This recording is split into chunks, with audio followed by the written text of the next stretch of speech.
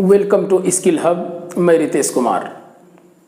चलिए आपको लिए चलते हैं हम बिहार के भूगोल में। कल हमने बिहार के भूगोल में बिहार का भौतिक विभाजन, बिहार का भौगोलिक विभाजन को देखा था, जिसमें बताया गया था कि बिहार के भौतिक विभाजन को कितने भागों में विभाजित किया जा सकता है। तो हमने विस्तृत रूप से बताया था कि बिहार के भौतिक विभाजन को 3 भागों में विभाजित किया जा सकता है। तराई क्षेत्र, जिसको हम पर्वतीय क्षेत्र कहते हैं। दूसरा मैदानी भाग था, जो बीच का भाग था। तीसरा पठारी क्षेत्र था। तो हमने भौतिक विभाजन को देख लिया कल। बिहार के भौगोलिक परिचय को देखना था, जिसको हमने शुरुआती दौर में ही बिहार के परिचय में ही भौगोलिक परिचय को भी देख लिया है, जहाँ अक्षांश विस्तार को था, कितने डिग्री कहाँ से कहाँ तक किया, इसको हमने देख लिया है। यदि कोई भी साथी यदि आप नहीं देखे हैं बिहार के परिचय को, तो YouTube पर स्किल हब ऑनलाइन क्लास में जाएं और सर्च करें। डिस्क्रिप्शन में आपको वीडियो के सारे लिंक मिल जाएंगे। तो चलिए हम आज बिहार की नदियों को देखते हैं। तो बिहार के भूगोल में बिहार की नदियों को देख रहे हैं। गंगा नदी बिहार को 2 भागों में विभाजित करती है। जैसा कि आप मैप पर देख सकते हैं कि गंगा नदी बिहार को 2 भागों में विभाजित करती है। कहने का अर्थ है कि जब गंगा उत्तर प्रदेश से बिहार में प्रवेश करती है तो बिहार को 2 बराबर भागों में बांटती है। गंगा के बारे में साथियों हम कुछ बता देना चाहते हैं। गंगा नदी उत्तराखंड के गंगोत्री से निकलती है और इसकी कुल लंबाई 2525 किलोमीटर है और बिहार में इसकी लंबाई 455 किलोमीटर है। और ये बिहार में बक्सर के पास एक चौसा जगह है, वहीं प्रवेश करती है। उत्तर प्रदेश से बक्सर के पास एक चौसा जगह है, गंगा नदी बिहार में वहीं से प्रवेश करती है और बिहार को 2 भागों में काटती हुई पश्चिम बंगाल में अर्थात बंगाल की खाड़ी में चली जाती है। तो बिहार में नदियों के प्रभाव का मुख्य कारण क्या है? बिहार में जो नदियां हैं कहां से प्रभावित होती हैं, इसको हम विस्तृत रूप से देख रहे हैं।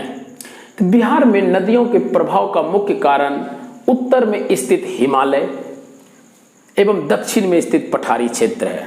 जैसा कि कल हमने आपको बताया था कि उत्तर में स्थित हिमालय, यहाँ से हिमालय का जो हमारा शिवालिक श्रेणी बिहार को टच करता है, पश्चिमी चंपारण को छूता हुआ नीचे चला आता है। इसी प्रकार नीचे के भाग पठारी भाग जो हमारा झारखंड से सटा हुआ भाग है, इसी के बारे में यहाँ दर्शाया गया है कि बिहार में नदियों के प्रवाह का मुख्य कारण उत्तर में स्थित हिमालय एवं दक्षिण में स्थित पठारी क्षेत्र हैं। बिहार की नदियों को 2 भागों में बांटा जा सकता है। एक है हिमालयन नदियां, दूसरी है पठारी नदियां। हिमालयन नदियां कहने का अर्थ है कि हिमालय से निकली हुई जितनी भी नदी है, अर्थात उत्तर बिहार की नदियां, शिवालिक श्रेणी की नदियां, जितनी भी नदी है जो गंगा में मिल जाती है। दूसरा पठारी क्षेत्र से निकली हुई नदियां, अर्थात दक्षिण बिहार से निकली हुई नदियां जो गंगा में मिल जाती है। अर्थात बिहार की नदियों को 2 भागों में बांटकर हम देखते हैं। ये हमारा बिहार का मैप है, जिसको हम थोड़ा गौर से देखेंगे, समझने का प्रयास करेंगे तब तक ताकि किसी भी कॉम्पिटिटिव एग्जाम में आपको किसी तरह की परेशानी ना हो। तो सर्वप्रथम आप देखिए कि गंगा नदी उत्तर प्रदेश से होती हुई बिहार के बक्सर में चौसा के स्थान पर बिहार में प्रवेश करती है।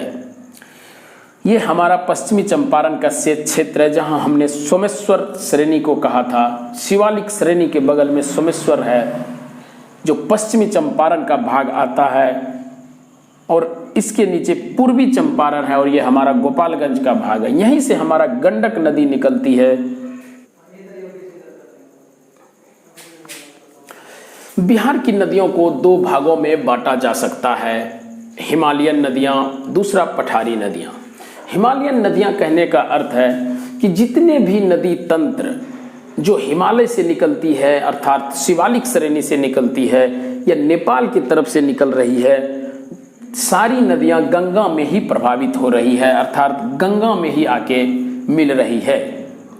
दूसरा नदी तंत्र है पठारी नदियां, अर्थात नीचे के भाग, आखा झारखंड जिसको हम कह सकते हैं एक प्रकार का, कैमूर की पहाड़ियां यहाँ है, जितने भी पठारी क्षेत्र नीचे की तरफ से अर्थात दक्षिण बिहार के नीचे से जितनी भी नदियां निकल रही है वो भी गंगा में ही प्रभावित हो रही है। जैसा कि आपको हमने ये गंडक नदी बताया, बूढ़ी गंडक, बागमती, दूसरा ये नदी है, ये नदी आपका कोसी हो जा रहा है, और ये है कमला नदी, अर्थात कोसी की सहायक नदी कमला नदी है। दूसरा महानंदा नदी यहाँ से निकल रही है। नीचे से है सोन नदी, पुनपुन की सहायक नदी फल्गु नदी है जो फतुआ के पास पटना में मिल रही है। उसके बाद है क्यूल और अजय जमुई से निकल रही है और क्यूल में ही समाहित होकर गंगा में जा रही है। अंततः गंगा में सभी नदियां मिलकर गंगा पश्चिम बंगाल में चली जा रही है। बांग्लादेश में इसको पद्मा के नाम से भी जाना जाता है। तो हम अभी नदी तंत्र को देख रहे थे, गंगा के बारे में। गंगा नदी उत्तराखंड के गंगोत्री से निकलती है और इसकी लंबाई 2525 किलोमीटर है और बिहार में इसकी लंबाई 455 किलोमीटर है। देवप्रयाग में अलकनंदा में एक नदी भागीरथी निकलती है, वहीं से नाम इनका गंगा पड़ा है। और प्रवाह की दृष्टि से प्रमुख नदी है बिहार में गंगा। तो हम कह सकते हैं कि गंगा की सहायक नदी, बहुत सी सहायक नदियां हैं, जैसे गंगा की सहायक नदी हमारा घाघरा है, गंडक है, कई तरह की नदी जो बिहार में आकर मिल रही है। और सबसे बड़ी सहायक नदी यमुना है, जो हम भारत के नदी तंत्र को देखेंगे इस समय हम इनको बताने का प्रयास करेंगे। बांग्लादेश में इसको पद्मा कहा जाता है। तो हिमालयन नदियां की क्या क्या खासियत हैं, हिमालयन नदियां और पठारी नदियां दोनों में क्या डिफरेंसेस हैं, क्या भिन्नता है, इसको हम देखेंगे। तो हिमालयन नदियां उत्तर से दक्षिण की ओर प्रवाहित होती है और इसे सादा नीरा नदियां कहा जाता है। सादा नीरा नदियां कहने का अर्थ है कि ये सालों भर प्रवाहित होती रहती है। उत्तर से दक्षिण की ओर प्रवाहित होती है, इसे सादा नीरा नदियां कहा जाता है क्योंकि ये बर्फ से ढका हुआ भाग है। हिमालय का जो क्षेत्र है ये बर्फीला क्षेत्र है, बर्फ से ढका हुआ क्षेत्र है और ये बर्फ के पिघलने से ये नदियां सालों भर प्रवाहित होती है, इसलिए इसे सादा नीरा नदियां भी कहा जाता है। सालों भर जल से भरा रहता है जो बिहार में बाढ़ का कारण बनती है। कहा जाता है कि बर्फ से ढके होने के कारण इसमें सालों भर पानी प्रवाहित होती रहती है, बहती रहती है, और जब बारिश का समय आता है तो इसमें चारों ओर से कई तरह की बारिश की पानी और कई तरह के जल का प्रवाह होना प्रारंभ हो जाता है और काफ़ी तेज गति से इनकी प्रवाह होती है, बहती है, जिसके कारण बिहार में बाढ़ आने की संभावना बनी रहती है। और प्रत्येक साल, जैसा कि आपको पता है कि उत्तर बिहार में प्रत्येक साल बाढ़ से प्रभावित का क्षेत्र रहता है। इसे युवा नदियां कहलाती है, यह युवा नदियां कहलाती है। अर्थात कहने का अर्थ है कि ये नदियां युवा नदियां क्यों कहलाती है, इसका कहने का अर्थ है कि जब इनका प्रभाव तेजी से होता है, इसमें तीव्र गति होती है, तो ये अपना मार्ग बदलते रहती है, इसलिए इस नदियां को युवा नदी भी कहा जाता है। दूसरा पठारी नदियां हैं। पठारी नदियां दक्षिण से उत्तर की ओर प्रवाहित होती है। जैसा कि अभी हमने क्या देखा, उत्तर से दक्षिण की ओर प्रवाहित होती है हिमालयन नदियां। पठारी नदियां दक्षिण से उत्तर की ओर प्रवाहित होती है।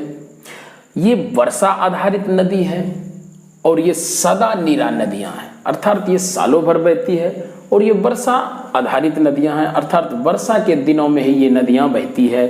सीधी एवं विरध नदियां ये अपने मार्ग में ही चलती रहती है, इसलिए इसको विरध नदी भी कहा जाता है। एवं अस्थायी होती है, अर्थात कहने का अर्थ है कि ये सालों भर नहीं बहती हैं, ये अब वर्षा जब जोरों से होती है तो उसी समय ये नदी प्रवाहित होती हैं। उत्तर बिहार की काफ़ी नदी हैं, जैसे अभी आपको हमने यहाँ एक और नदी ये है जिसको बोला जाता है घाघरा। ये नदी घाघरा नदी है और घाघरा नदी उत्तर प्रदेश और बिहार की सीमा बनाते हुए बिहार में प्रवेश करती है। तो दोस्तों आज हम बिहार के भूगोल में बिहार की नदियों को देख रहे थे। ये हमारा आज दूसरा क्लास है, दूसरा वीडियो है बिहार के भूगोल में। तो अगले क्लास में हम जितने भी इनकी सहायक नदी है, जैसे गंडक को देखेंगे, घाघरा नदी को देखेंगे, बूढ़ी गंडक को देखेंगे और नदी तंत्र के जितने भी नदी है, महानंदा है, इनको हम डिटेल से देखेंगे ये कहाँ से प्रभावित होती है और गंगा में कहाँ मिल जाती है। देखना ना भूलें, इनको आप जरूर देखें ताकि आपको समझ में आएगा कि गंगा नदी के बारे में जैसे हमने आपको बताया कि ये गंगोत्री गौमुख हिमानी से उत्तराखंड से निकलती हैं और बिहार में उत्तर प्रदेश से होते हुए बक्सर चौसा के पास भोजपुर और सारण जिला का सीमा बनाते हुए बिहार में प्रवेश करती है और इसकी कुल लंबाई 2525 किलोमीटर है और बिहार में इसकी लंबाई 455 है। इसी तरह हम घाघरा को देखेंगे, गंडक को देखेंगे, बूढ़ी गंडक को देखेंगे, कोसी को देखेंगे, महानंदा को देखेंगे, अर्थात हिमालयन नदियों को विस्तृत रूप से अगले वीडियो में देखेंगे। और नीचे पठारी के जो पठारी क्षेत्र की जो नदियां हैं जो हमने अभी आपको बताया, सोन नदी, पुनपुन नदी, फल्गु नदी, क्यूल नदी, अजय नदी, इस तमाम नदियों के नदी तंत्र को हम डिटेल विस्तृत रूप से कल देखेंगे। तो आज के क्लास को यहीं हम समाप्त करते हैं। इसके पहले की जितने भी क्लास है यदि आप उनको आप नहीं देख पाए हैं तो आप स्किल हब ऑनलाइन क्लास पर जाएं, सर्च करें और डिस्क्रिप्शन में और प्लेलिस्ट में सारे वीडियो दिया गया है जिनको आप देख सकते हैं ताकि क्रमबद्ध तरीके से आपको जानकारी मिल सके। तो आज के क्लास को यहीं हम समाप्त करते हैं। धन्यवाद।